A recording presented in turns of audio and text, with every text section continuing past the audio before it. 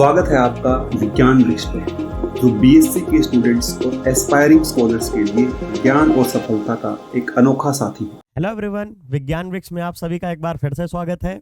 हम लोग ने ऑर्गेनोमेटेलिक के बहुत सारे कॉन्सेप्ट कंप्लीट कर लिए, जिसमें metal alkene, metal alkyne complete किया था, उनकी बॉन्डिंग, प्रिपरेशन वगैरह देखा था।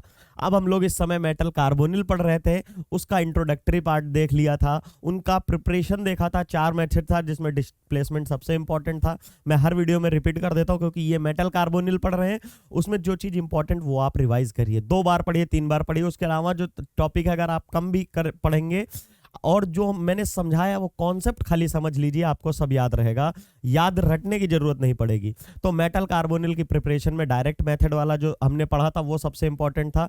फिर उसके बाद उसकी प्रॉपर्टीज में सबसे इंपॉर्टेंट, बहुत सारी प्रॉपर्टीज थी, एक सबसे इंपॉर्टेंट प्रॉपर्टी थी जिसमें कि डिस्प्लेसमेंट वाली पढ़ी थी, मोस्ट इंपॉर्टेंट है। उसके बाद तीसरा लेक्चर हमने इंपॉर्टेंट देखा था, कैसे हमारा बॉन्डिंग होती है मेटल कार्बोनिल्स में। और फिर चौथा लेक्चर मेटल कार्बोनिल का था कि इसका एविडेंस बताइए कि हाँ जो आप बोल रहे हैं सर वो सही है। मतलब स्ट्रक्चर और बॉन्डिंग ने ये बता दिया कि कैसे हमारा सिग्मा बॉन्ड बनता है, देन फर्दर पाई बॉन्ड बनता है और एंड सो ऑन। सारी चीजें देखा, कैसा बैक बॉय बॉन्ड बना, सारी चीजें। लेकिन उसका एक्सपेरिमेंटल डेटा, कि आप बोल तो रहे हैं सर ये तो थ्योरेटिकल है, मैंने आपकी बात मान तो ली, लेकिन आप ये बताइए सर कि इसका एक्सपेरिमेंटल प्रूफ क्या है। तो उसका एविडेंस दिया गया था बॉन्ड लेंथ से और बॉन्ड स्ट्रेंथ के फैक्टर से, और वहां पे आईआर डेटा से यूज किया था। अब उसी के ही एक्सपेंडेड वर्जन में है और क्लियरली कॉन्सेप्ट क्लियर होगा, कैसे बैक डोनेशन होती, कैसे पाई बॉन्ड मेटल और कार्बन के बीच में स्ट्रांग होता है और कार्बन और ऑक्सीजन में उतना ही वीक होता है। जैसे मेटल कार्बन बॉन्ड बढ़ने लगता है बॉन्ड स्ट्रेंथ, वैसे ही कार्बन ऑक्सीजन की डिक्रीज होगी, और जैसे ही मेटल कार्बोनिल की जितनी डिक्रीज होगी उतना ही कार्बन ऑक्सीजन का इंक्रीज होगा। सिंपल सा फंडा था। बॉन्ड स्ट्रेंथ और बॉन्ड लेंथ में रिलेशन में बताया था कि जो है इनवर्स रिलेशन होता है। बॉन्ड स्ट्रेंथ का एग्जांपल भी दिया था, एक हाथ से खींचोगे किसी चीज को कम खींच पाओगे, 2 हाथ से खींचोगे ज्यादा खींचोगे, और 3 हाथ से, आपके 2 ही हाथ हैं बट 2 हाथ आपके और कोई एक और मिलके खींचे, 3 हाथ किसी चीज को मिलके एक साथ खींचोगे तो होता क्या है, आपके और वो जो ऑब्जेक्ट है जिसको आप खींच रहे हैं उसके बीच में जो डिस्टेंस है वो कम होती जाएगी, जो लेंथ है वो कम होगी, और जैसे जैसे आप पावर बढ़ा रहे हैं तो लेंथ कम हो रही है। That means bond strength is inversely proportional to bond length. ये थ्योरेटिकल क्वेश्चन था। इसका एक्सपेरिमेंटल प्रूफ मैंने बॉन्ड लेंथ का डेटा का दिया था, जहां पे कार्बोनिल के जब CO बॉन्ड लेंथ होती है, डबल बॉन्ड होता है, जब मेटल डोनेट कर देता है तो उसका एक पाई बॉन्ड टूट जाता है, तो उस समय कितनी होती है 1.150, मतलब 1.150 था। और जब वो ट्रिपल बॉन्ड उसका मेंटेन था तब क्या था, उससे छोटी थी क्योंकि बॉन्ड स्ट्रेंथ ज्यादा थी, वो थी 1.125। क्या थी, जब यहां पे ट्रिपल बॉन्ड था तब इसकी बॉन्ड लेंथ थी 1.15, सॉरी जब 2 बॉन्ड था यहाँ पे 3 में तो ये था आर्मस्ट्रांग छोटी सी, और जैसे ही इसके बॉन्ड ऑर्डर 2 हुआ था तो इसमें क्या देखने को मिला था, ये 1.150 आर्मस्ट्रांग, ये बढ़ गई। जैसे ही हमने देखा यहाँ पे, तो यहाँ पे कितना चेंज आ गया था, 0.25 का चेंज आ गया, जिसकी वजह से हमारी बॉन्ड लेंथ बढ़ गई क्योंकि बॉन्ड स्ट्रेंथ कम हो रही थी। ये प्रूफ करता है बॉन्ड स्ट्रेंथ और बॉन्ड लेंथ एक दूसरे की इनवर्स रिलेशन है। आज के टॉपिक में हम शुरू करने जा रहे हैं vibrational spectra of metal carbonyl, जो कि पीछे देख चुके हैं, उसी के बिहाफ पे है। अब आपको सबसे पहले बता देते हैं, infrared spectroscopy are variable tool for explaining bonding in metal carbonyl. आपको बताया था लास्ट लेक्चर में। जब ऑर्गेनिक स्पेक्ट्रोस्कोपी की बात करते हो, 1H NMR स्पेक्ट्रोस्कोपी की बात करते हो, that deals with most of the time in organic spectroscopy, because वहां कार्बन होता है, कार्बन के ऊपर लिंक हाइड्रोजन होता है, और हाइड्रोजन की ही 1H NMR स्पेक्ट्रोस्कोपी पढ़ते हो। लेकिन अब आप बताइए, जैसे अभी एक आपको एग्जांपल देता हूं, सामने कोई भी कॉम्प्लेक्स जहां पे भी लिखा होगा, यहां पे तो कोई कॉम्प्लेक्स ही नहीं लिखा है, चलिए यहां पे देख लेते हैं, लिखा है कोई कॉम्प्लेक्स, यहां पर भी कोई कॉम्प्लेक्स, हाँ ये रहा। अब बताइए इसमें कौन सा हाइड्रोजन है, हाइड्रोजन है ही नहीं, तो 1H NMR कैसे हो जाएगी, आप खुद बताइए। अगर आप ग्रेजुएशन में पहुंचे ही नहीं है और अभी 10+2 में है, इंटरमीडिएट में है, तो ग्रेजुएशन का एग्जाम क्यों दोगे। वही सिंपल सी चीज है, जब इसमें हाइड्रोजन है ही नहीं तो इसमें कैसे 1H NMR स्पेक्ट्रोस्कोपी हो जाएगी। इसलिए ऑर्गेनिक स्पेक्ट्रोस्कोपी, मतलब ऑर्गेनिक केमिस्ट्री में हाइड्रोजन कार्बन बहुत होते हैं, तो वहां पे हम जो स्पेक्ट्रोस्कोपी आइडेंटिफिकेशन के लिए मोस्टली यूज करते हैं, दैट इज 13C और 1H NMR, और उसमें भी 1H NMR 80% यूज करते हैं, 13C भी कम होती है। ये ये शायद आपको मैं बता चुका हूं। और जब इनऑर्गेनिक को डील करते हैं, स्पेशली हम ओएमसी कंपाउंड की बात करते हैं, वहां पे स्ट्रेचिंग फ्रीक्वेंसी और इनको डील करते हैं जहां पे आईआर स्पेक्ट्रोस्कोपी यूजफुल होती है, इंपॉर्टेंट होती है। Infrared spectroscopy, variable tool for explaining bonding in metal carbonyl. It provide information regarding bond order. बिल्कुल है, ये बताएगी कैसे कितना बॉन्ड है, कैसे होगा वो भी एक्सप्लेन करूंगा। For MC and CO, metal और कार्बन के बीच में कितना बॉन्ड है, क्योंकि हमें पता है मेटल और कार्बोनिल बॉन्ड कैसे बनता है, कुछ ऐसे बनता है। कार्बोनिल हमारा ट्रिपली बॉन्डेड होता है, लेकिन जो इसकी इलेक्ट्रॉन डेंसिटी है जैसे ही मूव आगे करती है तो इसकी दूसरी फॉर्म बन जाती है रेजोनेटिंग, वो कुछ ये होती है, ये लीजिए M डबल बॉन्ड, और ये भी इसकी रेजोनेटिंग फॉर्म है दोनों। अब क्या है, मेटल और कार्बन बॉन्ड बढ़ रहा है घट रहा है, कितना स्ट्रांग है, या सीओ बॉन्ड घट रहा है बढ़ रहा है रेजोनेंस होने से या डोनेशन होने से, वो सब बताएगा कौन, आईआर स्पेक्ट्रोस्कोपी, जिसमें उसी को आप बोलते हो वाइब्रेशनल स्पेक्ट्रोस्कोपी। आईआर स्पेक्ट्रोस्कोपी को वाइब्रेशनल स्पेक्ट्रोस्कोपी क्यों कहते हो, क्योंकि IR infrared radiation is used in vibrational spectroscopy. मतलब जब आप कोई स्पेक्ट्रोस्कोपी आप बेसिक पढ़े, रेडिएशन दी जाती है, कंपाउंड क्या होता है, यहां पे ऐसे होता है, लोअर स्टेट में होता है, ग्राउंड स्टेट में, इसके ऊपर एक एनर्जी डालते हो तो ये वाइब्रेट करता है, ऊपर जाता है।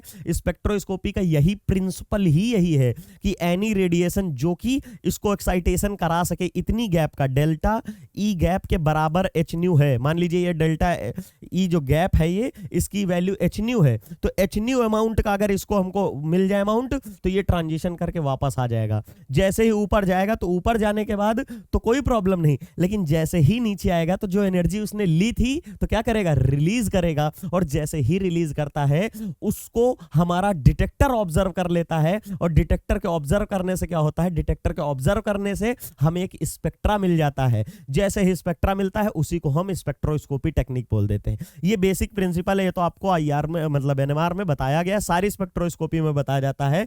उसी तरीके से हम इसको डील करते हैं। यह क्या है, a decrease in the C O bond order और फोर्स कांस्टेंट। अब ये फोर्स कांस्टेंट क्या दिमाग में नहीं आ रहा होगा, मैं 1 मिनट रुकिएगा, बस जस्ट बता रहा हूं, कंप्लीट करने दीजिए, सब एक्सप्लेन करूंगा। सीओ बॉन्ड ऑर्डर तो समझ में आ रहा है, बहुत अच्छे से समझाया था। बॉन्ड स्ट्रेंथ, हाथ वाला खींचने वाला एग्जांपल कि कितनी उसकी स्ट्रेंथ है, और force constant can be estimated by studying the CO stretch. इसकी स्ट्रेचिंग फ्रीक्वेंसी स्टडी करके हमको पता चलेगा कि इसका बॉन्ड ऑर्डर कितना है या फोर्स कांस्टेंट कितना है, हमको स्टडी करनी पड़ेगी in the infrared spectroscopy. IR spectroscopy को ही वाइब्रेशनल स्पेक्ट्रोस्कोपी कहते हैं, because in vibrational spectroscopy infrared radiations are used. जो वो एच न्यू बताई थी, तो एच न्यू जो लाइट होती है वो कौन सी होनी चाहिए, वाइब्रेशन कराने के लिए हमारी 100 और 1% कौन सी होनी चाहिए, इंफ्रारेड होनी चाहिए, इसीलिए इसको इंफ्रारेड स्पेक्ट्रोस्कोपी भी बोलते हैं। Similarly force constant is a measure of bond strength and is given by. अब ये कह रहा है जो फोर्स कांस्टेंट होता है उस किस चीज का मेजर करता है कि बॉन्ड स्ट्रेंथ कितनी है। ये फोर्स कांस्टेंट क्या है, बॉन्ड स्ट्रेंथ तो पता है, ये कुछ नहीं है। सिमिलरली आप ऐसे सोचिए, हमको पता है कि यहां से कुछ डिस्टेंस है, तो डिस्टेंस को आप किस में मेजर करते हो, आप किलोमीटर्स में या मीटर्स में मेजर करते हो। सिमिलरली फोर्स का कांस्टेंट मतलब दो बॉन्ड के बीच में कितनी फोर्स ऑफ अट्रैक्शन लग रही है, उसको हम बोलते हैं फोर्स कांस्टेंट। और उसी को ही तो बोलोगे बॉन्ड स्ट्रेंथ की, मतलब उनके दो बॉन्डों के बीच में स्ट्रेंथ कितनी है, या दो बॉन्डों के बीच में कितना फोर्स ऑफ अट्रैक्शन लग रहा है, that is force of attraction. और उसी को ही बोलते हैं बॉन्ड ऑर्डर, उसी को ही बोलते हैं बॉन्ड डिस्टेंस। शायद ये आपको समझ में आ गया होगा। और इसको रिप्रेजेंट किससे करते हैं, के। ये जो फॉर्मूला है आईआर स्पेक्ट्रोस्कोपी में पढ़ाया गया है, हुक्स लॉ बोलते हैं। According to the Hooke's law, mu is equals to 1/π under root K upon mu. बहुत कठिन नहीं है, जैसे मैं बोल रहा हूं आप समझ लीजिए, पूरी के पूरी लेक्चर आपको यूं याद होगा, ऐसे ऐसे कैसे। यहां पे जो के है, के क्या है, फोर्स कांस्टेंट है। अगर मैं बात करता हूं, ये इसको बोलते हो आप के, यहां पे इसको के यहां पे लिख लेता हूं मैं, k is equals to force constant. और फोर्स कांस्टेंट कुछ और नहीं है बच्चों, बताया दो बॉन्ड के बीच में लगने वाले फोर्स ऑफ अट्रैक्शन को क्या बोलेंगे, फोर्स कांस्टेंट कहेंगे। अब अगर हमारा सिंगल बॉन्ड होगा तो आप बताइए फोर्स ऑफ अट्रैक्शन कैसा होगा, कम होगा। अगर डबल बॉन्ड होगा तो थोड़ा बढ़ेगा, ट्रिपल बॉन्ड होगा तो और बढ़ेगा। मतलब जैसे जैसे बॉन्ड ऑर्डर बढ़ेगा या दो बॉन्ड के बीच की स्ट्रेंथ बढ़ेगी, वैसे वैसे हमारा फोर्स कांस्टेंट बढ़ेगा। क्लियर है कि नहीं? फोर्स कांस्टेंट है। अब हम इसको लिख सकते हैं कि जो फोर्स कांस्टेंट है, फोर्स कांस्टेंट क्या है, फोर्स कांस्टेंट उसको हम रिप्रेजेंट कर रहे हैं के। फोर्स कांस्टेंट कब बढ़ेगा?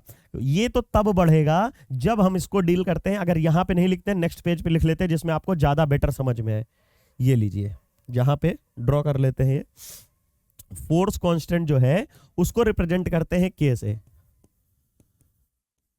ये एक रिलेशन दे रहा हूं, आपने ऑलरेडी पढ़ रखा होगा, बट इसको आप नोट कर लेना, स्क्रीनशॉट ले लीजिए। जो आपको करना है बस आप याद रखना है, आपको इतना याद रखिए, बॉन्ड स्ट्रेंथ के क्या है, डायरेक्टली प्रोपोर्शनल। और ये सब मैं बोल भी चुका हूं पहले, आज पहली बार नहीं बता रहा हूं। और बॉन्ड स्ट्रेंथ किसके डायरेक्टली प्रोपोर्शनल होती है, बॉन्ड ऑर्डर के। और बॉन्ड स्ट्रेंथ इसके अगर बराबर है तो ये क्या हो जाएगा, ये हो जाएगा स्ट्रेचिंग फ्रीक्वेंसी के, स्ट्रेचिंग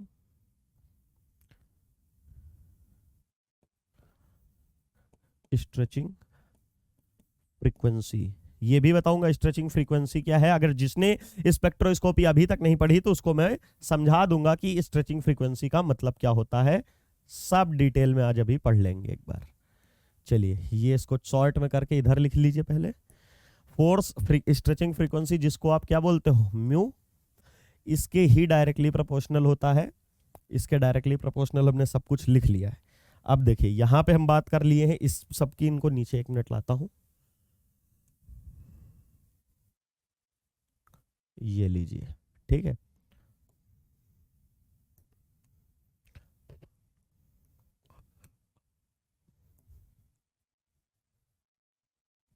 थोड़ा सा यहां पे आपको पता है, अब इनको शॉर्ट वर्ड्स में भी लिख सकते हैं।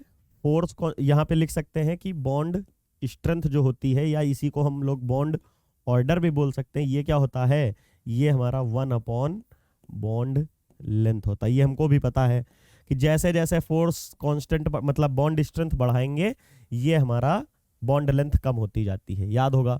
ये हमारे दो रिलेशन हैं, इनको आप देख लीजिए। अब इनको ओवरऑल दोनों को कंबाइन कर लेते हैं जिससे आपको समझ में आ जाएगा। इसको लिख लेते हैं force constant, that is bracket में k is directly proportional to the bond strength, is directly proportional to the bond order, is directly proportional to the 1 bond length. याद होगा, 1 बॉन्ड लेंथ। और इसको भी बोल सकते हैं स्ट्रेचिंग फ्रीक्वेंसी, बोलते हैं स्ट्रेचिंग फ्रीक्वेंसी, ब्रैकेट में लिख लीजिए म्यू।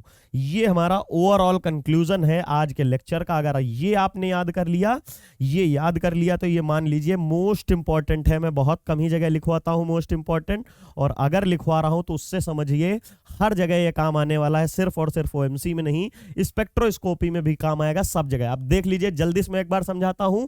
यहां पे फॉर्मूले में समझिए, देखिए ये यहां इस फॉर्मूले से अगर देखेंगे अकॉर्डिंग टू हुक्स लॉ, यहां पे आप बताइए ये क्या है। अगर अंडर रूट में भी है तो ये इसके कैसे है, डायरेक्टली प्रोपोर्शनल है, और ये इनवर्स में प्रोपोर्शनल है। तो हम ये बोल सकते हैं कि नहीं कि mu is directly proportional to F, sorry mu is directly proportional to के।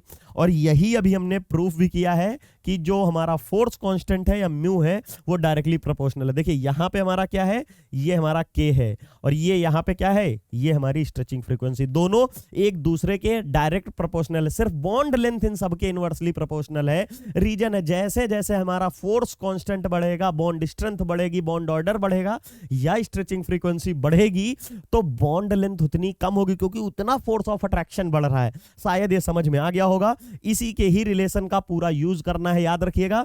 जहां भी बॉन्ड स्ट्रेंथ हमारी बढ़ रही होगी तो वहां स्ट्रेचिंग फ्रीक्वेंसी भी बढ़ेगी, जहां बॉन्ड ऑर्डर बढ़ रहा होगा वहां हमारी स्ट्रेचिंग फ्रीक्वेंसी भी बढ़ेगी, क्योंकि डायरेक्टली प्रोपोर्शनल है। और अगर स्ट्रेचिंग फ्रीक्वेंसी बढ़ रही होगी, बॉन्ड ऑर्डर बढ़ रहा होगा, तो बॉन्ड लेंथ कम हो रही होगी। शायद ये समझ में आ गया होगा। चलिए हम मूव करते हैं अपने नेक्स्ट स्लाइड पे अपनी। The larger the force constant the stronger is the bond. Force constant जितना ज्यादा होगा स्ट्रॉन्गर विल द बॉन्ड, यही हमने समझा। पूरा लेक्चर पीछे वाले कंक्लूजन से ही है। फिर हमारा क्या है, and higher will be the stretching frequency. अगर हमारा फोर्स कांस्टेंट ज्यादा होगा तो बॉन्ड ज्यादा स्ट्रॉन्गर होगा और स्ट्रेचिंग फ्रीक्वेंसी ज्यादा होगी। यही तो रिलेशन हमने निकाला है। फोर्स कांस्टेंट ज्यादा होगा तो बॉन्ड डिस्टेंस ज्यादा होगी और ये डायरेक्टली प्रोपोर्शनल में स्ट्रेचिंग फ्रीक्वेंसी है। देख लीजिए सारे एक दूसरे के डायरेक्टली प्रोपोर्शनल है, सिर्फ बॉन्ड लेंथ से इनवर्सली प्रोपोर्शनल है। Similarly a triple bond has a higher force constant, क्योंकि उनके बीच में 3 बॉन्ड है, and double bond has a which in turn has a higher frequency than single bond. मतलब सबसे ज्यादा ट्रिपल बॉन्ड में स्ट्रेचिंग फ्रीक्वेंसी होगी, देन डबल बॉन्ड में होगी, देन सिंगल बॉन्ड में होगी। शायद आपको समझ में आया होगा क्यों, क्योंकि उनके बीच में ट्रिपल बॉन्ड है। ट्रिपल बॉन्ड है तो बॉन्ड डिस्टेंस ज्यादा, बॉन्ड ऑर्डर ज्यादा, फोर्स कांस्टेंट ज्यादा, स्ट्रेचिंग फ्रीक्वेंसी ज्यादा, और उसका बॉन्ड लेंथ कम हो जाएगा क्योंकि ट्रिपल बॉन्ड है, इनवर्स रिलेशन रखता है। In other word triple bond has higher frequency, बिल्कुल सही बात है, और वेव नंबर, बिल्कुल सही बात है, देन ए डबल बॉन्ड, बिल्कुल सही है। For example the wave number in case of C triple bond C, ये लिखिएगा सी ट्रिपल बॉन्ड सी लिखा हुआ है, बॉन्ड इज 2200। जो हमारा ट्रिपल बॉन्ड एल्कीन का होता है वो कितना होता है, 2200 होता है। But in case of C double bond C, मतलब एल्कीन का कितना होता है, 1640 या 1650 होता है। While in case of C double bond C, मतलब सिंगल बॉन्ड ट्रिपल बॉन्ड वाले का 2200, सी डबल बॉन्ड सी वाले का 1650, और सी सिंगल बॉन्ड सी वाले, मतलब सिंगल जो हमारा एल्केन होता है उसका 1000 सेंटीमीटर इनवर्स है। यहाँ पे सेंटीमीटर इनवर्स ऊपर पे लगा हुआ है, यहाँ पे भी सेंटीमीटर इनवर्स में ही है, याद रखिएगा। तो कहने का मतलब क्या है, जैसे जैसे बॉन्ड ऑर्डर डिक्रीज कर रहे हैं वैसे वैसे फोर्स कांस्टेंट कम होगा, वैसे वैसे स्ट्रेचिंग फ्रीक्वेंसी भी कम होगी, क्योंकि बॉन्ड स्ट्रेंथ कमजोर हो रही है। वही चीज यहाँ पे लिखी थी। तो यहाँ पे लिखा है फ्री सीओ, जहाँ पे फ्री सीओ का कहने का मतलब क्या है, उसके बीच में तीनों के तीनों बॉन्ड प्रेजेंट है, मतलब फ्री सीओ में मैक्सिमम होगी हमारी, यही बताना है। फ्री सीओ सोज इंफ्रारेड स्ट्रेचिंग फ्रीक्वेंसी एट 4143, मतलब ये जो हमारी है 4143 है। तो एक तरह से ये मान लीजिए कि सीओ में मैक्सिमम कितनी हो सकती है, 2143। क्यों, क्योंकि यहां भी कोई बैक डोनेशन नहीं हुई, प्योरली ट्रिपल बॉन्ड है, और प्योर ट्रिपल बॉन्ड के होने में मैक्सिमम होगी, क्योंकि उसके बाद जितनी बैक डोनेशन होगी उतना ये टूटता जाएगा, क्योंकि मेटल और कार्बन का बॉन्ड बढ़ेगा तो कार्बन और ऑक्सीजन का बॉन्ड घटेगा। यहां पे यही तो दिखाया था, जैसे जैसे मेटल और कार्बन का बॉन्ड बढ़ेगा वैसे कार्बन और ऑक्सीजन का बॉन्ड घटेगा। यहां ट्रिपल था और ये सिंगल था, तो जैसे ही ये डबल हुआ तो ये भी ट्रिपल से डबल हो गया, मतलब ये डिक्रीज होगा, ये इंक्रीज होगा तो ये डिक्रीज होगा। सिंपल सी चीज थी। तो यहां पे आपके सामने सारा डेटा लिखा हुआ है, और यहां पे there is a considerable decrease in the stretching frequencies of CO in the metal carbonyl. Metal के कार्बोनिल में ये फ्री सीओ है, लेकिन मेटल के जैसे ही लिंक कराओगे तो उसकी स्ट्रेचिंग फ्रीक्वेंसी में डिक्रीज होगा।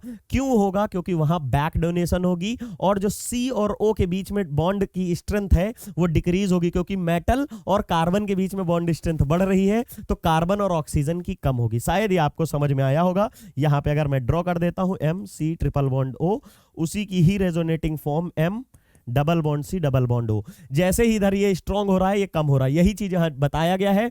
Depending upon the way of carbon monoxide is bonded to the transition metal, stretching frequencies of CO varies. मतलब किस तरह से सीओ जुड़ा है, डिक्रीज तो कंफर्म है, याद रखिएगा, डिक्रीज मेटल के साथ गया तो स्ट्रेचिंग फ्रीक्वेंसीज डिक्रीज तो कंफर्म है, लेकिन किस टाइप में गया ये डिपेंड करता है, और उतना ज्यादा वेरिएशन होगा। वही चीज है फिर carbon monoxide can bound in A 3 different manner, 3 different तरीके से बंध सकता है। एक हमारा मेटल ये हो, ये हमारा मेटल हो, इसके साथ सीओ जुड़ा हो टर्मिनल पोजीशन में, टर्मिनल पोजीशन में जुड़ेगा तो ये होगी। फिर हो सकता है डबली ब्रिजिंग, मतलब एक मेटल हो और दूसरा मेटल हो, उन दोनों को कनेक्ट करने वाला सिर्फ और सिर्फ एक सीओ हो। मैंने बताया था व्हाट इज ब्रिजिंग, 2 पॉइंटों को मिक्स करने वाली चीज, 2 पॉइंटों को लिंक करने वाले को हम ब्रिज बोलते हैं। यहां पे सीओ क्या करेगा, 2 पॉइंटों को मिला रहा है, इसलिए इसको डबली ब्रिज बोलेंगे। है। यहाँ पे तीन तीन मेटल को लिंक कर रहा है, इसलिए इसको क्या बोलेंगे, ट्रिपली ब्रिज बोलेंगे। किन्हीं नदी के ऊपर बना हुआ पुल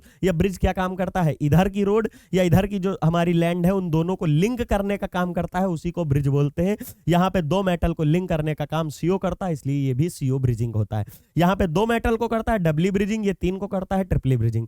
शायद ये समझ में आ गया होगा। यहाँ पे देखिए स्ट्रेचिंग फ्रीक्वेंसीज दी गई है, टाइप ऑफ सीओ कौन कौन से हैं। सीओ कितनी तरीके हो सकते हैं, एक तो सबसे पहले फ्री सीओ हो सकता है, एक टर्मिनल सीओ मतलब खाली मेटल से लिंक हो जाए, फिर दूसरा कैसा ब्रिजिंग, दो मेटल हो उनसे लिंक हो जाए, एक हमारा सीओ। एक कैसा हो सकता है ट्रिपली वाला, मतलब एक मेटल, दो मेटल, एक नीचे मेटल, इन तीनों से एक साथ लिंक हो जाए, जो कि ये वाला एग्जांपल। इनकी स्ट्रेचिंग फ्रीक्वेंसीज अब आप खुद बताइए, थोड़ी देर पहले बता रहा था कि यहां पे सबसे ज्यादा इसकी होगी जब खुद अकेले सीओ होगा तब मैक्सिमम होती है, वो जो है 2143 होती है। मेटल जैसे ही आता है तो क्या होता है, डिक्रीज होना शुरू हो जाती है, क्योंकि मेटल अपनी इलेक्ट्रॉन डेंसिटी इसको देना शुरू करता है और यहां पे इसके बीच में बॉन्ड बढ़ेगा और इसमें कम होगा, तो इसका बॉन्ड स्ट्रेंथ बढ़ेगा, बॉन्ड ऑर्डर बढ़ेगा, फोर्स कांस्टेंट बढ़ेगा, फोर्स कांस्टेंट बढ़ेगा, तो स्ट्रेचिंग फ्रीक्वेंसी बढ़ेगी किसकी, इन दोनों की। लेकिन इसके आने की वजह से क्या होगा, सीओ का बॉन्ड ऑर्डर डिक्रीज हो रहा है। खुद ही देखिए डबल बॉन्ड हो रहा है, मतलब डिक्रीज हो रहा है, तो बॉन्ड स्ट्रेंथ भी डिक्रीज होगी, फोर्स कांस्टेंट भी डिक्रीज होगा और स्ट्रेचिंग फ्रीक्वेंसी भी डिक्रीज होगी। इसीलिए सीओ वाली की तो 2143 होती है, लेकिन जैसे ही पहला मेटल आता है, पहला मेटल के आने से ही 2125 से 1900 की रेंज में ही रह जाता है। इनकी सब की यूनिट सेंटीमीटर इनवर्स में ही है, याद रखिएगा। तो एक अगर हमारा मेटल है तो थोड़ी डिक्रीज होगी। अब आप खुद सोचिए, एक सीओ है उसने बैक डोनेट की तो थोड़ी डिक्रीज हुई, अगर दो मेटल हम इसमें बैक डोनेट कराएं, यहां से भी बैक डोनेट करें और यहां से भी बैक डोनेट, इसमें तो एक ही बैक डोनेट कर रहा है तो इतना डिक्रीज हुआ, और जब दो मेटल करेंगे तो क्या होगा, ज्यादा बैक डोनेशन होगी और ये वाला बॉन्ड और ज्यादा टूटेगा तो और पुअर होगा और बॉन्ड ऑर्डर कम होगा, बॉन्ड स्ट्रेंथ कम होगी, फोर्स कांस्टेंट कम होगा, तो इसकी स्ट्रेचिंग फ्रीक्वेंसी और कम हो जाएगी। शायद ये समझ में आया होगा। अगर ये नहीं आया तो और अभी समझा देता हूं। लास्ट एग्जांपल, इसमें यहां पे तीन मेटल हैं तो पहले एक देने से कम हुआ, फिर दो देने से कम हुआ, इसमें तो तीन मेटल बैक डोनेट कर रहे हैं उसकी एक एंटी बॉन्डिंग में, मतलब यहां तो भयंकर वाली कम होनी है, यहां पे तो स्ट्रेचिंग फ्रीक्वेंसी बहुत ज्यादा कम होने वाली है। इसीलिए टर्मिनल में 2125 से 1900 है, यहां पे डबली में जैसे ही डबल बॉन्ड हुआ तो और कम हुई, कितना कम हो गई, 1850 से 1700 है, 1700 है। और उसके बाद जो ट्रिपली वाली है उसकी तो बिल्कुल ही कम है, कितनी हो गई, 1700 से 1600 सेंटीमीटर इनवर्स हो गई। ये समझ में आ गया क्यों डिक्रीज हो रही, क्योंकि बैक डोनेशन का बढ़ रहा है। ये देखिए एक मेटल से बढ़ रहा था, तब हमारा यहाँ पे इसका तो बढ़ गया, लेकिन सीओ का कम हो रहा है। ये सारे सीओ के लिखे हैं, एम और सी का नहीं। अगर इसमें पूछा जाए एम और सी में किस में ज्यादा होगा, तब तो सबसे ज्यादा इसकी होगी, क्योंकि मेटल ज्यादा बैक डोनेट कर रहा है। बॉन्ड स्ट्रेंथ मेटल और कार्बन की बढ़ रही है, और बॉन्ड स्ट्रेंथ बढ़ रही मतलब फोर्स कांस्टेंट बढ़ रहा, मतलब बॉन्ड ऑर्डर बढ़ रहा, मतलब स्ट्रेचिंग फ्रीक्वेंसी बढ़ रही है किसकी, मेटल और कार्बन की। लेकिन कम किसकी हो रही, सीओ की। अगर आप थोड़ा सा ध्यान से देखे होंगे तो यहां पे ट्रिपल बॉन्ड दिखा रहा हूं, यहां पे डबल बॉन्ड दिखा रहा हूं, यहां पे सिंगल बॉन्ड दिखा रहा हूं। रीजन इज बिहाइंड दिस कि यहां पे हमारा बैक डोनेशन की वजह से बॉन्ड कम होते जा रहे हैं। इसी बॉन्ड कम होने की वजह से तो स्ट्रेचिंग फ्रीक्वेंसी कम हो रही, इसी बॉन्ड ऑर्डर के डिक्रीज होने ही की वजह से तो हमारी स्ट्रेचिंग फ्रीक्वेंसी और फोर्स कांस्टेंट कम हो रहा है। ये समझ में आ गया होगा। तो देखिए उसी के बिहाफ पे सारी चीजें और समझाई गई हैं आपको। Free CO has a stretching frequencies of 2143. Terminal CO group in a neutral metal carbonyl are found in the range 21 से 1900, मतलब जब खाली सीओ अकेले है तो 2143 है। सिर्फ न्यूट्रल वाला आया तो थोड़ी बहुत बैक डोनेशन कर दी तो थोड़ी बहुत डिक्रीज हो गई, और कितनी हुई 2125 से 1900, जो पीछे उसी का यहाँ पे डिफाइन किया गया है। Showing clearly the reduction in the C O bond order. इससे हमें यह प्रूफ हो रहा है कि सीओ का बॉन्ड ऑर्डर डिक्रीज हुआ। आप कहेंगे कैसे हुआ, अरे यही तो बताया कि अगर स्ट्रेचिंग फ्रीक्वेंसी किसी की घट रही है दैट मींस उसका फोर्स कांस्टेंट कम हो रहा होगा, क्योंकि हुक्स लॉ का फॉर्मूला ही ऐसे है। अगर ये चीज कम हो रही दैट मींस ये कम हो रहा होगा। और के क्या है, के हमारा है फोर्स कांस्टेंट। फोर्स कांस्टेंट होती है बॉन्ड डिस्टेंस होती है बॉन्ड ऑर्डर, मतलब बॉन्ड ऑर्डर कम हो रहा होगा, यही समझाया था ये यहाँ पे मैंने एक्सप्लेन भी कर दिया। Moreover when changes are made that should increases the metal carbon back bonding, मतलब मेटल कार्बन की बैक बॉन्डिंग तो बढ़ रही है, the CO frequencies are shifted to even lower values. जैसे जैसे हम मेटल कार्बन की बैक बॉन्डिंग बढ़ाते जाएंगे, बैक डोनेशन बढ़ाते जाएंगे, वैसे वैसे वैल्यू कम होंगी। अगर नहीं याद हो तो ये देखिए यहां से देख लीजिए, यहां जैसे जैसे मेटल बढ़ा रहे हैं, मतलब हर अगर ये मान लीजिए 2 इलेक्ट्रॉन ये डोनेट कर रहा है, मान लेते हैं 2 इलेक्ट्रॉन ये डोनेट कर रहा है, 2 ये कर रहा है, 2 ये कर रहा है, ये अकेले 2 डोनेशन कर रहा है तो यहाँ पे थोड़ी डिक्रीज हुई। अब यहाँ 4 का बैक डोनेशन हो रहा तो ज्यादा कम होगी, और यहाँ 3 मेटल है, सब 2-2 देंगे तो 6-6 इलेक्ट्रॉनों का बैक डोनेशन, मतलब सबसे कम इसकी होगी। और एक्सपेरिमेंटल डेटा के अकॉर्डिंग यहाँ प्रूफ भी है, सबसे कम इसकी 1700 से 1600 हो जाती है, आपके सामने डेटा लिखा गया है। फिर बात यहाँ पे हम लोग कर लिए हैं एग्जाम्पल है, some CO groups are replaced by ligand with a low or negligible back bonding eligibility, मतलब अगर CO को रिप्लेस करके कैसे ऐसे हम लिगेंड ले आए जो कि बैक बॉन्डिंग ना कर रहे हो तो क्या होगा, those CO group that are left, जो बचे हैं वो must have d pi electron from the metal to prevent the accumulation of negative charge। क्या कह रहा है कि यहाँ पे क्या होगा कि more d pi electron from the metal to prevent the accommodation of negative charge. जैसे जैसे CO हटेंगे और कोई लिगेंड आएगा तो वो और ज्यादा इलेक्ट्रॉन लेंगे, कहां से, मेटल से, और मेटल से लेंगे तो क्या होगा, मेटल कार्बन की तो बॉन्ड स्ट्रेंथ बढ़ेगी लेकिन कार्बन ऑक्सीजन की बॉन्ड स्ट्रेंथ घटेगी, और बॉन्ड स्ट्रेंथ घट गई। पूरे चैप्टर में मेटल कार्बन की कहीं पे नहीं है, सिर्फ पढ़ना हमें किसका है, CO का, लेकिन क्योंकि उस मेटल कार्बन के बॉन्ड की वजह से ही सब होता है इसलिए बार बार बीच में नाम आ रहा है। लेकिन जितनी भी डेटा मिलेगा, जितनी भी वैल्यूज मिलेंगी और जितना एक्सप्लेनेशन मिलेगा वो कार्बोनिल का मिलेगा। मेटल कार्बन का तो सिर्फ बताने के लिए है कि कैसे बढ़ा रहा है, इसलिए वहां कम हो रही है। रीजन हमें मेन पढ़ना क्या है, CO का। कहीं भी कोई वैल्यू लिखी हो वो CO की होगी, मेटल कार्बन की कहीं नहीं दिखेगी पूरे चैप्टर में। आपको वही चीज कह रहा है कि जैसे मेटल्स अगर हमको उसको न्यूट्रलाइज करना है कॉम्प्लेक्स का तो d इलेक्ट्रॉन और लेने पड़ेंगे मेटल से, और मेटल से जैसे ही और आएंगे तो क्या होगा, बैक डोनेशन ज्यादा होगी, CO बॉन्ड हमारा और टूटेगा, बॉन्ड स्ट्रेंथ और कम होगी और लोअर हो जाएंगी स्ट्रेचिंग फ्रीक्वेंसीज की वैल्यू। वही मैंने यहां पे लिखा हुआ है एज एन एग्जांपल दिया है। देखिए इसमें 6 के 6 कैसे हैं, CO ग्रुप है, सारे के सारे बराबर पाई एक्सेप्टर है, और इनका इसकी वैल्यू कहां जा रही है, 2000। याद करिए प्योर CO, खाली CO की लेते हो तब कितनी होती है, वो होती है 2143। यहां पे लिख लीजिए म्यू CO जो होती है खाली वो होती है 2143 सेंटीमीटर इनवर्स। लेकिन अब बात कर रहा है जैसे ही मेटल लगाया है तो निगेटिव मतलब न्यूट्रल, थोड़ी बहुत तो बैक डोनेशन करेगा, जैसे ही डोनेशन करेगा तो देखिए थोड़ी कम हो गई, कितनी, लगभग 150 के आसपास कम हो गई। क्यों, क्योंकि बैक डोनेशन हुई है due to the terminal carbonyl, उसकी वजह से कम हुई। When 3 of the carbon monoxide group are replaced by amine group, तब उस समय इनकी कितनी कम हो जाती है, मतलब जब एमाइन ग्रुप की लगा के हम चेक करते हैं तो CrCO6 की जगह 3 CO हटाए तो CrCO3 और डाईन हमारा हो गया, मतलब यहाँ पे 3 हमारे अमोनिया अमाइन ग्रुप आ जाएंगे, इस ग्रुप का एडिशन करेंगे, उससे देखने को क्या मिलेगा, the stretching frequencies due to CO group should be lowered greater extent, और घट जाएंगी। मतलब पहले तो कहां से कहां घटी है, पहले तो यहां 2143 से 2000 कम हुई, लेकिन अब कह रहा है कि म्यू CO और घटेगा और कहां तक, 1900 तक चला जाएगा।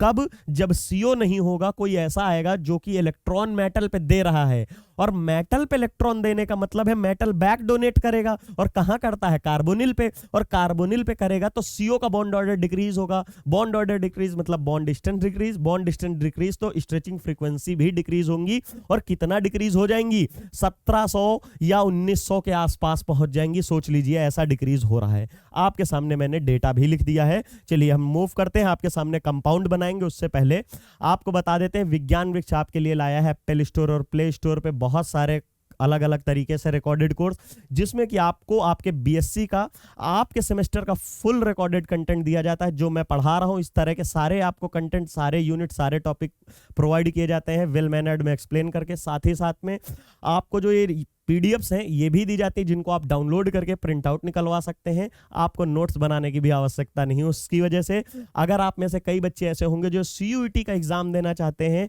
और वहां से किसी अच्छी यूनिवर्सिटी, सेंट्रल यूनिवर्सिटी से एमएससी करना चाहते हैं तो आप विज्ञान वृक्ष से CUET PG कोर्स तुरंत खरीद लीजिए। जो आपका ये कोर्स है ये नियर अबाउट 400 में है और पूरे 6 महीने के लिए दिया जाता है सिर्फ और सिर्फ 400 के अराउंड में, जिसमें आपको पूरा कंटेंट दिया जाता है आपके सिलेबस का, 6 मंथ का ऑर्गेनिक इनऑर्गेनिक फिजिकल, और साथ ही साथ में आपको दिए जाते हैं आपकी यूनिवर्सिटी के प्रीवियस ईयर क्वेश्चंस, वो भी रिकॉर्डेड फॉर्म में, और उनका रिकॉर्डेड फॉर्म का भी PDF मिलता है, इसका भी PDF मिलेगा और PYQ का भी PDF आपको प्रोवाइड किया जाएगा, जिनको आप प्रिंट आउट निकलवा सकते हैं। साथ ही साथ आपको CUET PG का भी कोर्स मिलता है।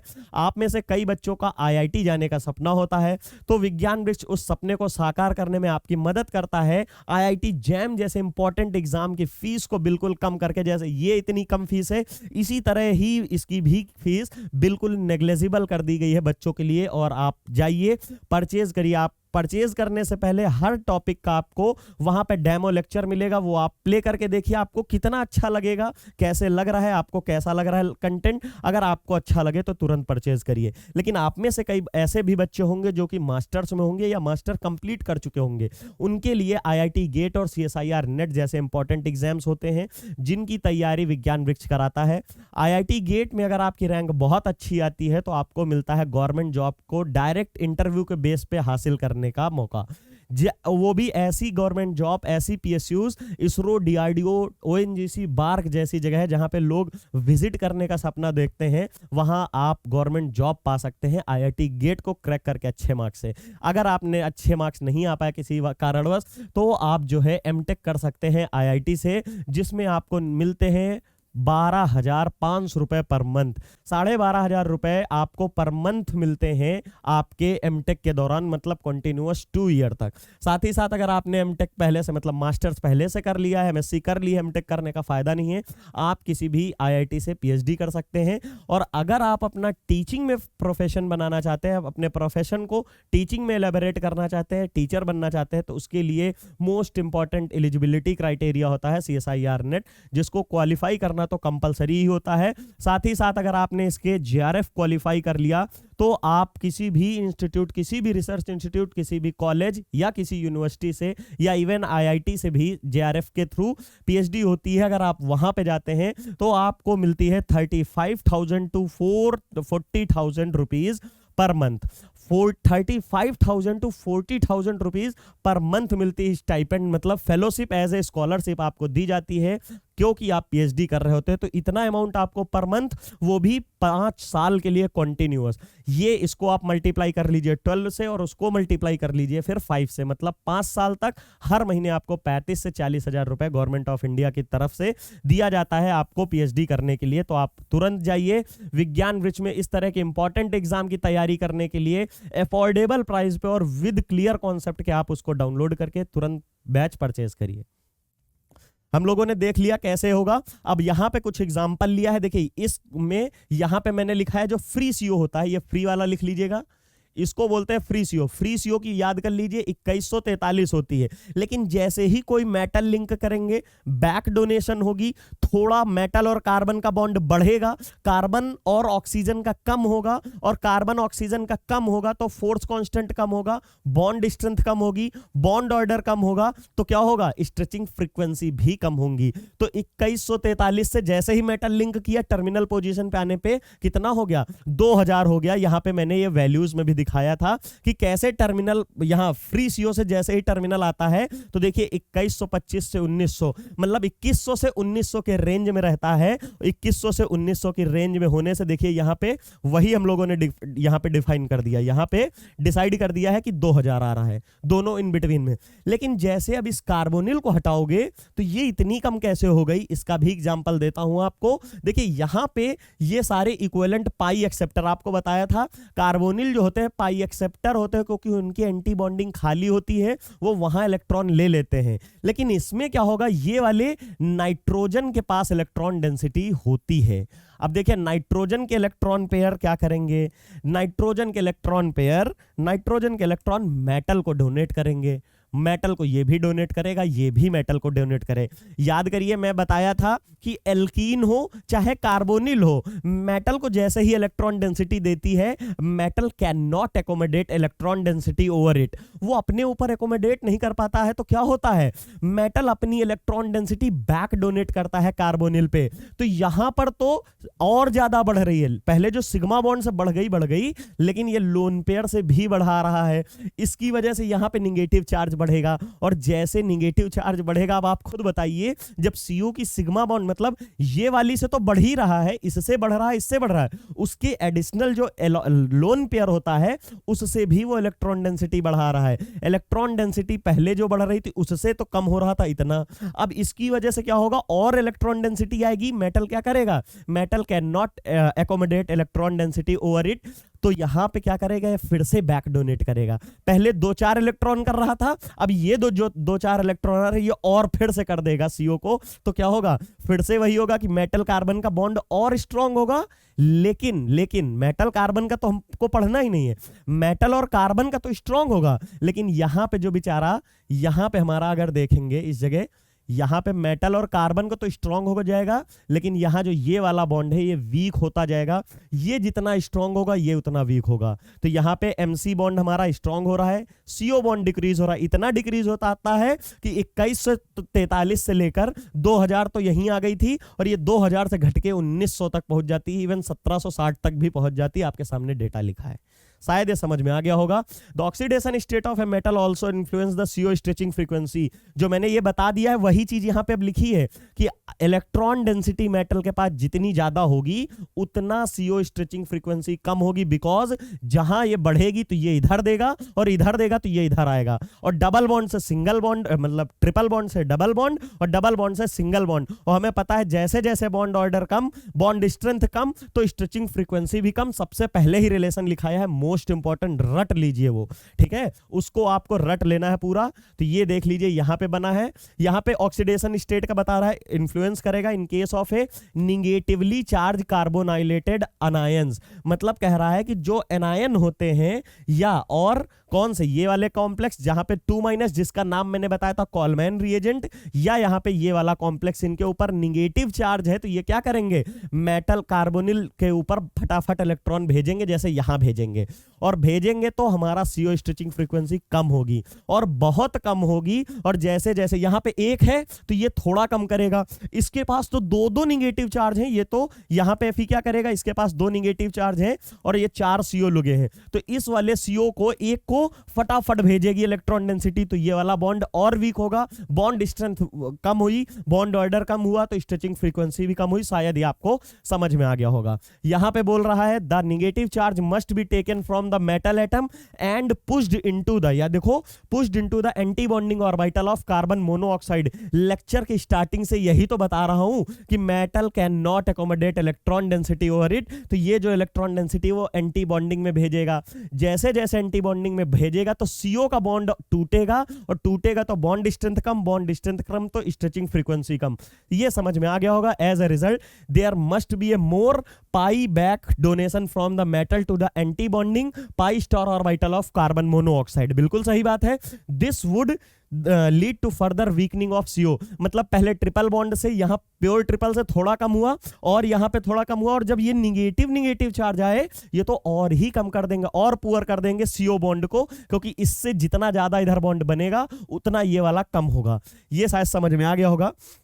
यहां से फिर होगा the higher the negative charge the greater should be lowering in CO stretching frequencies. कुछ नया नहीं है भैया, ये कुछ नया नहीं है, क्योंकि जैसे जैसे निगेटिव चार्ज बढ़ेगा metal can not accommodate negative charge. जब न्यूट्रल वाला बैक डोनेट कर रहा है तो जैसे निगेटिव चार्ज होगा तो थोड़ा करेगा, और जिनके ऊपर 2 निगेटिव हो तो वो तो भर के करेंगे, और जितना ज्यादा करेंगे बैक डोनेट उतनी लोअर होगी स्ट्रेचिंग फ्रीक्वेंसी। यही यहां पे लिखा हुआ है।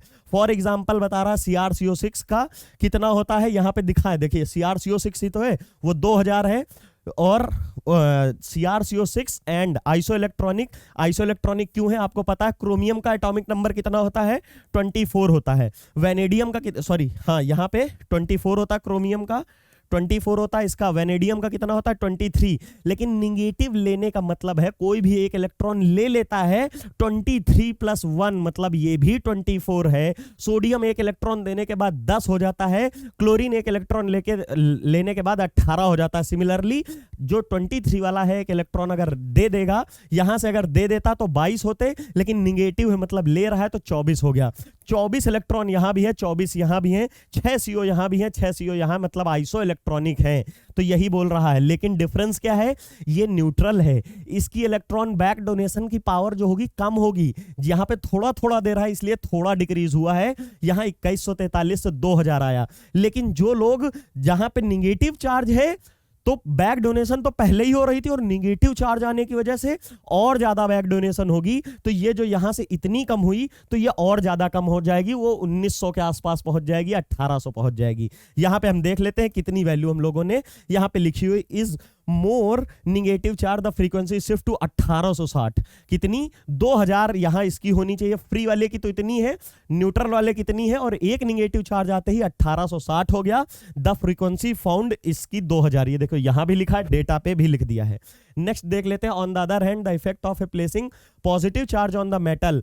देखिए निगेटिव चार्ज होने से तो बैक डोनेशन हो रहा है, लेकिन मैंने क्या बोला, the metal can not accommodate negative charge on it.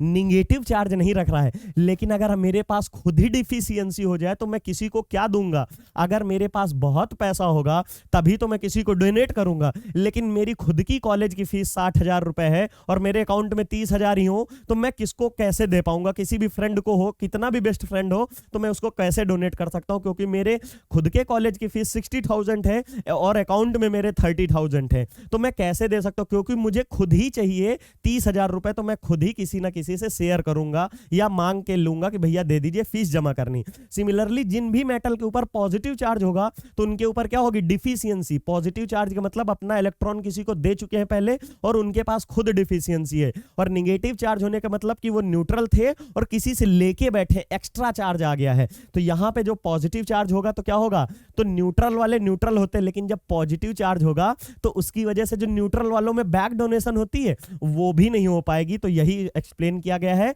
On the other hand effect of placing positive charge on the metal in metal carbonyl will have reverse effect. कौन सा रिवर्स इफेक्ट, निगेटिव चार्ज होता है तो donation करता है और stitching frequency कम होती है, लेकिन न्यूट्रल वाले में क्या होता है, तो थोड़ी बहुत बैक डोनेशन होती है, क्योंकि वहां पे थोड़ी बहुत मेटल की इलेक्ट्रॉन डेंसिटी। लेकिन पॉजिटिव के आने से क्या होगा, जो बैक डोनेशन हो रही थी वो भी नहीं होगी। मतलब ये जो हम यहां ऐसे लिखते हैं और उसके बाद इसको शो करते हैं ऐसे, ये तो न्यूट्रल में होता है, लेकिन अगर ये पॉजिटिव चार्ज हुआ तो ये जाएगा ही नहीं, तो नियरली ये कैसा रहेगा, नियरली फ्री सीओ की तरह रहेगा, बैक डोनेशन होगी ही नहीं, तो ये 2143 के आसपास ही रहेगा। मतलब फ्री सीओ से भी ज्यादा होती है जिनके ऊपर पॉजिटिव चार्ज है, क्योंकि उनमें तो थोड़ी बहुत भी बैक डोनेशन नहीं होगी, क्योंकि वो तो पहले से गरीब है, खुद गरीब है, तो बैक डोनेशन करने की उनकी कहां से औकात होगी। तो आपको ये समझना चाहिए, सिंपल सा ये कॉन्सेप्ट है यहाँ पे। और यहाँ पे क्या हम लोग बोले हैं, with positive charge on a metal it's pi back bonding ability m pi star reduce relative to the neutral method। अगर मैं आपको एक यहां से बता देता हूं कि फ्री सीओ की कितनी होगी, फ्री सीओ की तो 2143 होगी। उसके बाद सेकंड नंबर पे कौन आएगा, अब बताइए इसके बाद सेकंड नंबर पे कौन आएगा, सेकंड नंबर पे वो आएंगे मेटल विद पॉजिटिव कार्बोनिल, जिनके ऊपर पॉजिटिव चार्ज होगा वो आएंगे। और उसके बाद कौन से आएंगे, निगेटिव वाले नहीं आएंगे, उसके बाद न्यूट्रल वाले सीओ आएंगे, और सबसे लास्ट में हमारे कौन से आएंगे, वो जिनके ऊपर निगेटिव हैं। ये किस चीज का ऑर्डर लिख रहे हैं, स्ट्रेचिंग फ्रीक्वेंसी का बोल दीजिए, चाहे आप बॉन्ड ऑर्डर का बोल दीजिए। यहां पे किसका है, ये आप यहां पे म्यू सीओ का ऑर्डर मान लीजिए, ऑर्डर या कुछ भी। यहां पे तो बिल्कुल बैक डोनेशन ही, यहां पे तो है ही नहीं, कुछ नहीं है, मैक्सिमम इसकी होगी। उसके बाद इसमें क्या है, होगी बिल्कुल बहुत ही कम। मतलब अगर आप जैसे जिसकी फीस बहुत कम है, मान लीजिए एकदम कोई बहुत ही ज्यादा अर्जेंट काम हो जाए तो थोड़ी बहुत दे सकता है, तो ये तो थोड़ी बहुत दे सकता है। लेकिन इसके पास क्या है, मतलब अपनी खुद की तो है जो डोनेट कर सकता है, ये दे दिया। लेकिन इसके पास तो एक्सेस में है, और एक्सेस में है तो एमसी बॉन्ड यहां बहुत स्ट्रांग होगा, मैक्सिमम बैक डोनेशन होगी यहां पे, यहां maximum back donation, back donation है, आप कंप्लीट लिखिएगा, मेरे पास अभी टाइम नहीं, इसको मैंने जल्दी लिख दिया है, ठीक है। तो ये कॉन्सेप्ट आपका पूरा यहां से क्लियर है। और यहां पे आप इसमें अगर देखेंगे तो मैंने लिख दिया है एमसीओ, एग्जांपल भी ले लिया हूं। एमसीओ पॉजिटिव जब देखते हैं तो इसकी कितनी है, देखिए 2090, और फ्री सीओ की कितनी होती 2143, मतलब सिर्फ कितनी कम हुई, 50 कम हुई, मतलब इसमें बिल्कुल नेग्लिजिबल बैक बॉन्डिंग हुई होगी या बैक डोनेशन हुई होगी। While it's neutral iso electronic, देखिए मैंगनीज है और पॉजिटिव है, मैंगनीज का इलेक्ट्रॉनिक कन्फिगरेशन होता है 25, 25 के बाद एक पॉजिटिव, मतलब बचा 24। तो इसका न्यूट्रल वाला कौन सा है, क्रोमियम, ये कितना होता है, ये 24 है, यहां ये भी 24 ही है, क्योंकि मैंगनीज का होता तो 25, D5 है, एक इलेक्ट्रॉन निकालने से D4 बचा, ये भी हमारा D4 ही है, सिंपल, मतलब 24 इलेक्ट्रॉनिक कन्फिगरेशन इसकी है, 24 इसकी है। इसकी कितनी होगी, 2000 होगी, क्योंकि यहां पे पॉजिटिव चार्ज नहीं, ये तो ज्यादा बैक डोनेट करेगा। मेटल के ऊपर यहां पॉजिटिव चार्ज है तो ये बिल्कुल नहीं देगा, कहेगा हम तो भैया पहले ही कमजोर है, हम क्यों देंगे, और नहीं देंगे तो यहां का सीओ बना रहेगा, टूटेगा नहीं, टूटेगा नहीं तो स्ट्रेचिंग फ्रीक्वेंसी ज्यादा।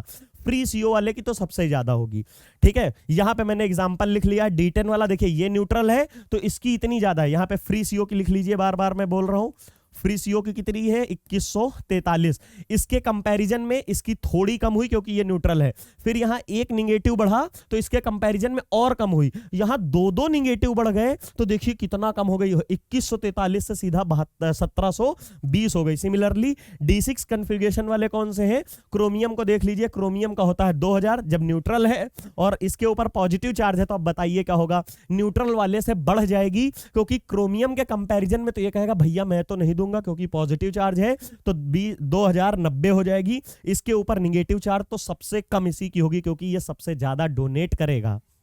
शायद ये आपको समझ में आ गया होगा। यहां से हमने अपना पूरा जो भी मेटल कार्बोनिल का था वो सब कंप्लीट कर लिया है, पूरा का पूरा मेटल कार्बोनिल यहां से कंप्लीट होता है। Thank you so much.